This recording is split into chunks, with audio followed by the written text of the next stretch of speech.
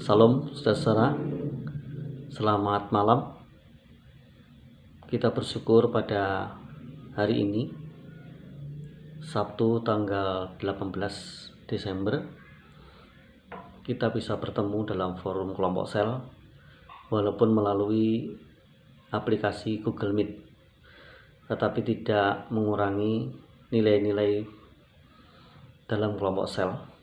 Salah satunya adalah persekutuan. Dan juga pertemuan kelompok sel tidak kalah penting dengan pertemuan-pertemuan lain dalam ibadah Kristen kita. Karena di kelompok sel itu, di dalamnya kita bisa membangun persekutuan, membangun nilai-nilai keluarga Allah, bisa juga belajar bersama, berarti ada pengajaran, ya, ada didaskalia gitu ya. Di dalamnya kita juga bisa memperlengkapi, membina, ya, satu sama lain. Kita bisa berdiskusi, saling melengkapi, dan selanjutnya kita bisa berdoa bagi para anggota maupun orang-orang yang kita proyeksikan untuk kita menangkan melalui pelayanan pemberitaan kabar baik kepada mereka. Jadi di dalam kelompok sel ini yang dinaungi oleh gereja lokal tentunya akan sangat efektif di dalam membangun kehidupan Kristen yang sehat, ya. Karena gereja itu bisa mengkondisikan dirinya dalam membunuh diri atau bunuh diri. Ya, pertama, tidak mau pengajaran, tidak mau doktrin. Yang kedua, tidak mau memberitakan Injil. Nah, itu gereja bisa bunuh diri, ya, pelan-pelan, ya. Oleh karena itu kita bersyukur berada di satu gereja lokal yang masih memberikan ruang dan menganggap penting yang namanya kelompok sel. Dan tentunya di dalam kelompok sel itu kita didorong untuk memberitakan kabar baik, dan juga didorong untuk membangun persekutuan yang di dalamnya ada pengajaran firman Allah yang sehat. Baik, saudara-saudara, saya akan mulai dengan pembacaan kitab suci. Lalu saya akan memberikan sedikit prolog untuk mengantar kita kepada diskusi lebih lanjut, ya, yaitu surat 1 Petrus ayat 13 sampai ayat 25, di mana salah satu ayatnya dikutip sebagai tema Natal nasional, khususnya ayat 22. Namun kita akan membaca satu perikop secara utuh agar kita memperoleh pemahaman yang lebih baiknya. Baik, saya mulai ayat 13. Sebab itu siapkanlah akal budimu, waspadalah dan letakkanlah pengharapanmu seluruhnya atas kasih karunia yang dianugerahkan kepadamu pada waktu penyataan Yesus Kristus. Hiduplah sebagai anak-anak yang taat, dan jangan turuti hawa nafsu yang menguasai kamu pada waktu kebodohanmu. Tetapi hendaklah kamu menjadi kudus di dalam seluruh hidupmu, sama seperti Dia yang kudus yang telah memanggil kamu. Sebab ada tertulis, kuduslah kamu sebab aku kudus. Dan jika kamu menyebutnya Bapa, yaitu Dia yang tanpa memandang muka menghakimi semua orang menurut perbuatannya, maka hendaklah kamu hidup dalam ketakutan selama kamu menupang di dunia ini. Sebab kamu tahu bahwa kamu telah ditebus dari cara hidupmu yang sia-sia, yang kamu warisi dari nenek moyangmu itu, bukan dengan barang yang fana, bukan pula dengan perak atau emas, melainkan dengan darah yang mahal, yaitu darah Kristus, yang sama seperti darah anak domba yang tidak bernoda dan tak bercacat. Ia telah dipilih sebelum dunia dijadikan, tetapi karena kamu baru menyatakan dirinya pada zaman akhir, oleh Dialah kamu percaya kepada Allah, yaitu telah membangkitkan Dia dari antara orang mati dan yang telah memuliakannya sehingga imanmu dan pengharapanmu tertuju kepada Allah. Karena kamu telah menyucikan dirimu oleh ketaatan kepada kebenaran, sehingga kamu dapat mengamalkan kasih persaudaraan yang tulus ikhlas. Hendaklah kamu bersungguh-sungguh saling mengasihi dengan segenap hatimu. Karena kamu telah dilahirkan kembali bukan dari benih yang fana, tetapi dari benih yang tidak fana, oleh firman Allah yang hidup dan yang kekal. Sebab semua yang hidup adalah seperti rumput, dan segala kemuliaannya seperti bunga rumput. Rumput menjadi kering dan bunga gugur, tetapi firman Tuhan tetap untuk selama-lamanya. Inilah firman yang disampaikan Injil kepada kamu. Amin. Ya, saudaraku, sebenarnya judulnya sudah mengarah pada tema yang kita akan bahas, yaitu hidup kudus dan kasih persaudaraan. Kita harus memahami bahwa hidup kudus bagi orang Kristen bukan untuk mendapatkan keselamatan, karena keselamatan adalah anugerah Allah yang diberikan kepada setiap orang yang percaya kepada Kristus.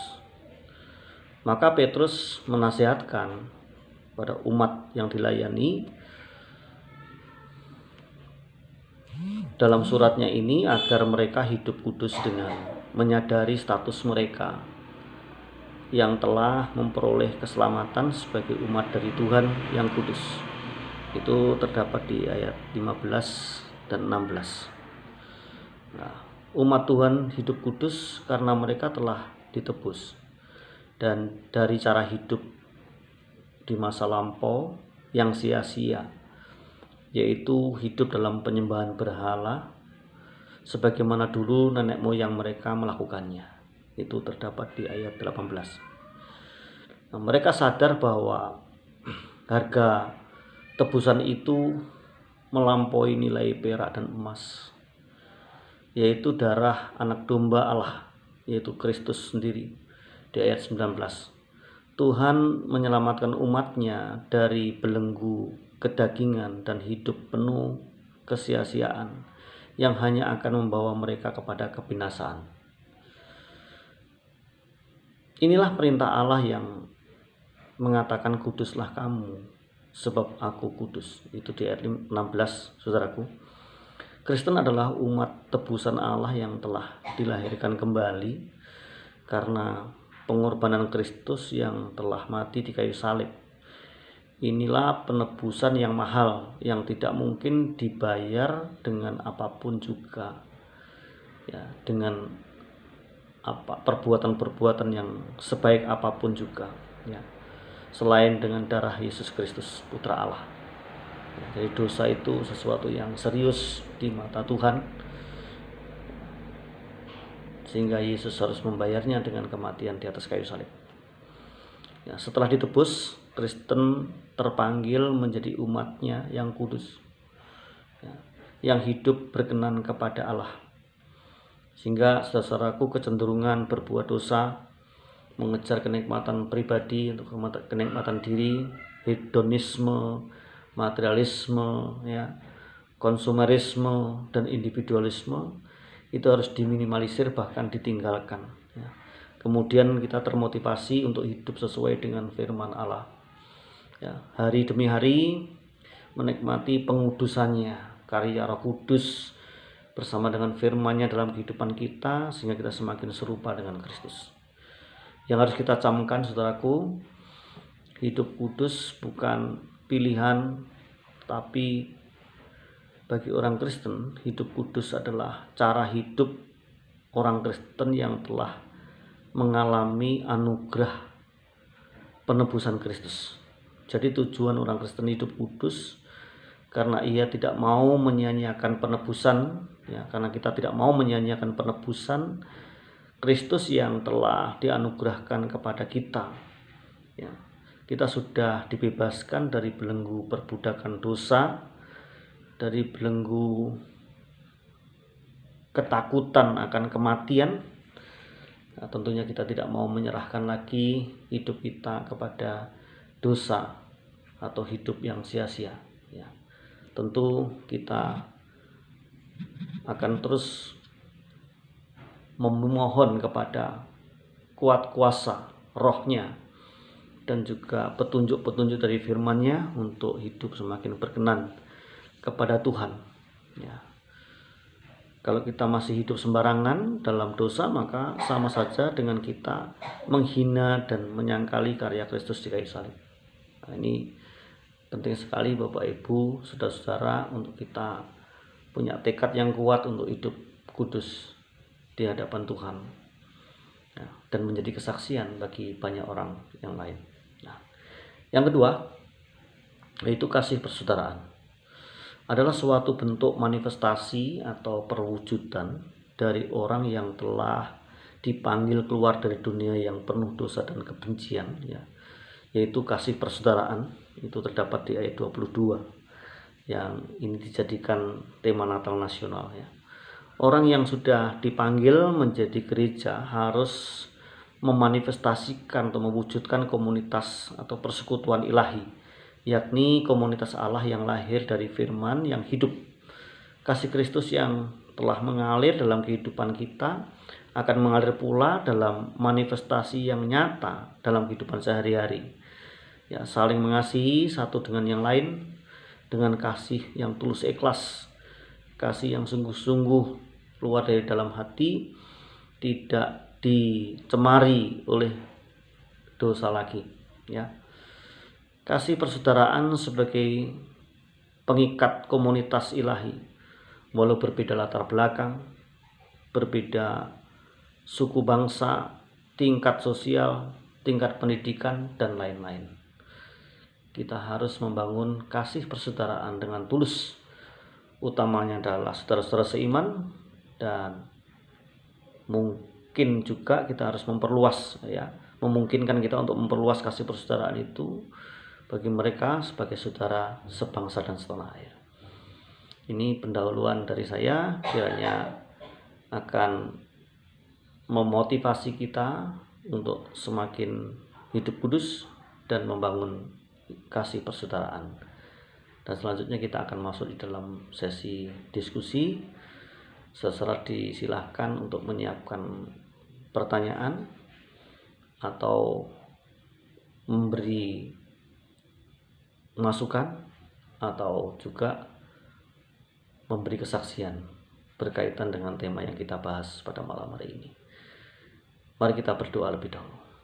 Tuhan Yesus, kami bersyukur kami telah menjadi umat tebusan-Mu, dan setelah kami menjadi anak-anak Allah, kami masuk tahap berikutnya menjadi murid Kristus dan hidup di dalam pengudusan yang dikerjakan oleh kuasa firman-Mu dan kuasa Roh Kudus.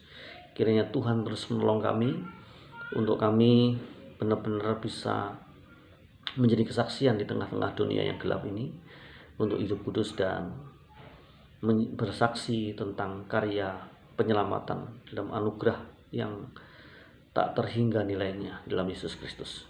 Kami serahkan sesi berikutnya untuk berdiskusi. Kiranya Roh Kudus memberikan hikmat kepada setiap pribadi yang terlibat di dalam diskusi ini. Dalam nama Tuhan Yesus Kristus kami berdoa dan bersyukur. Haleluya.